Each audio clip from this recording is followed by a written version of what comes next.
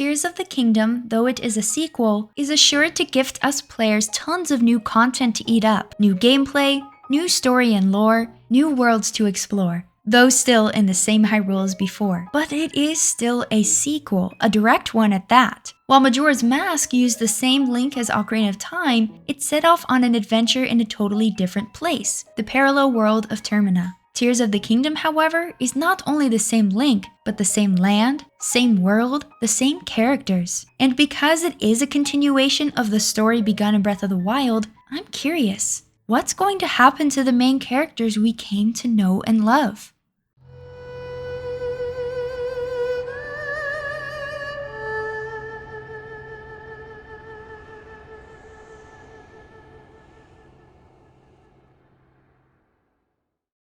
Hey y'all, I'm the Geek Apprentice and welcome to a Tears of the Kingdom discussion video. If you enjoy videos like these, maybe stick around to the end to see if you want to give it a thumbs up and join the geekdom by subscribing. Criticized as it was, though I loved it, the story of Breath of the Wild left us with a slew of new awesome characters. Whether they're the deceased champions, their successors, other leaders throughout the land of Hyrule, or even just the litany of NPCs you come across when traversing the land, the world of this Zelda game was quite expansive. And while most of us have discussed the journey Link will have to set out on, we have yet to really discuss the other main characters. I mean, how could we? The only ones we've seen in trailers thus far are Zelda, Link, and mummified Ganondorf. I'm sure whenever we get that final theatrical trailer, we will see more, but until then, I am pondering what the fate of the main characters from the last game will be going into this one. Now, what one defines as a main character may differ from person to person. For this video, I will be discussing the champion spirits, their successors, other Hyrule leaders, and a couple of different NPCs that might feel random. Finally, it goes without saying, but about 95% of this video is pure speculation and imagination, if not more. It's for fun. So with that, let's get to it.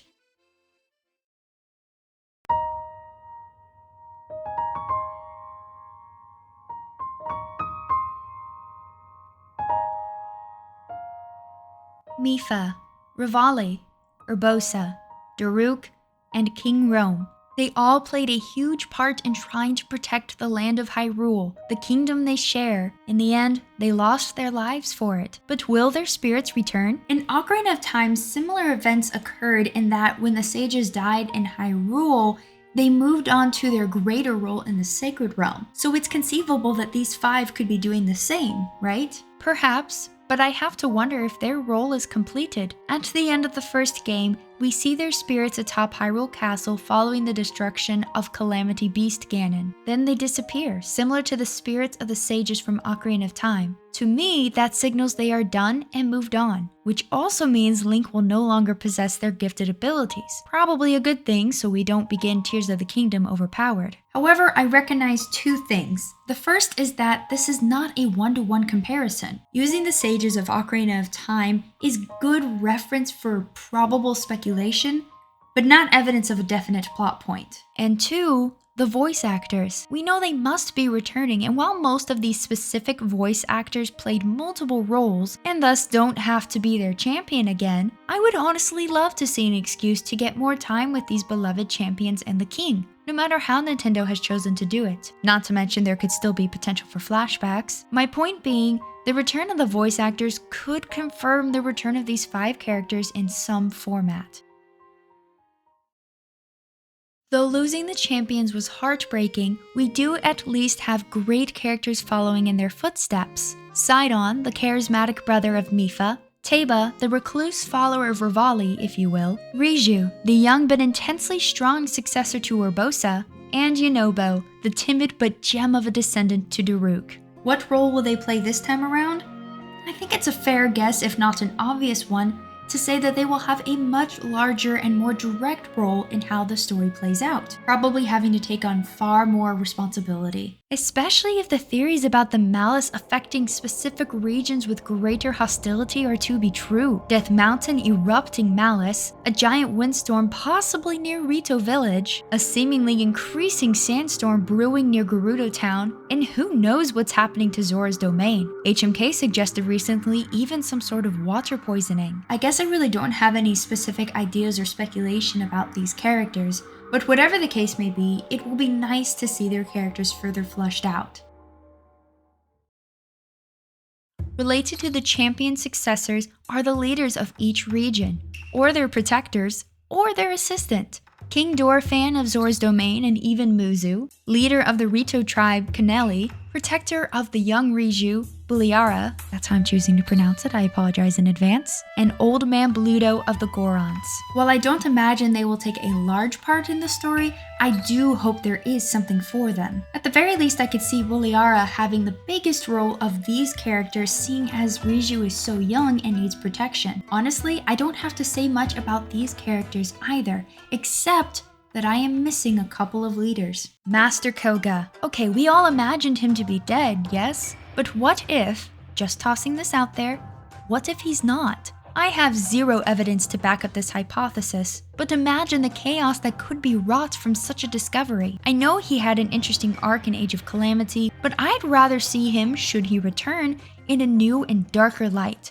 Just a thought. Finally, Impa of the Sheikah tribe. Maybe she's not really a leader, but I mean, it's Impa. Now she's quite old, and while I'd love to see her in combat even at her age, my guess is her death is going to be one of the first bits of the story to really set off the darker and sadder themes of this game. If Age of Calamity prior to the timeline issues is anything to go by, Zelda and Link worked a ton with her at their side. Her death, whether by natural progression or something tragic, would be a strong start to the tone they want to set for Tears of the Kingdom. Listed into the odd category of other, I have only two characters, the Sheikah tech experts, Robbie and Pura. Surely they have a bigger part to play in the sequel, right? Even if not for Sheikah technology, but just story-wise. Robbie is rapidly aging like Impa, so he might pass on. But what of Pura? Will she stay little? Will she find a way to get to a young adult age? Back to old age? Honestly, I think they'll live for a bit longer. At least Pura will, and they will help us navigate the new tech we will encounter, even if it's foreign to them. I do have just one more character on this list, the princess herself, Zelda. We can talk about Link's journey all day, but I'm kind of scared to see what happens with Zelda. Not that I'm worried Nintendo will take her character in a bad direction, just that I'm wondering, after the recent trailers, if my random theory about her death being a necessary part of the story progression might be more plausible than I initially thought. What do we know so far? She cut off her hair, signaling change. She goes exploring an underground cave with Link, where they must discover these ancient murals and the horror that is mummified Ganondorf. She's there when he awakes. The ground beneath her crumbles, and though Link grabs her hand, it would seem she falls into the abyss. Now, is that final cutscene footage? Maybe not. But it's what we have, and the last trailer didn't show her at all. Breath of the Wild focused more on Zelda's story than previous installments, mostly her character development. I don't foresee them changing that direction, and while Zelda dying as a necessary means of healing the Master Sword or some other reason is an incredibly dark but strong story direction, I still think we have the issue of the bloodline. The line of the royal family, to which any time a female is born is named Zelda and carries the blood of the goddess Hylia, must continue, unless there's something odd in the writings we've been seeing throughout the trailers. Full video in the description, but over on the Hylian Gamescast podcast, we discussed a translation a dedicated Zelda fan transcribed and sent to Game Over Jesse. One of the possible writings reads, like father, like son, like daughter. Now, the translator clearly acknowledged that this could be a mistake. We are still transcribing and learning. But if this is in fact what some of the text says, what does it mean? My first thought, and the very loose point I'm trying to make here, is that maybe father and daughter refers to Zelda and King Rome. But then who is the son? Was son only mentioned just to finish the phrase in case of either a son or daughter, rather than just saying like father, like child? Or does Zelda have a brother? Okay, now that I'm saying it out loud, it does sound quite ridiculous, but she did have a brother in a much older Zelda game. Just saying. As aforementioned, this video is most certainly pure speculation. Still, I think we can all agree that Zelda's story, Zelda's fate in Tears of the Kingdom, will be a dark one, the darkest we've seen yet.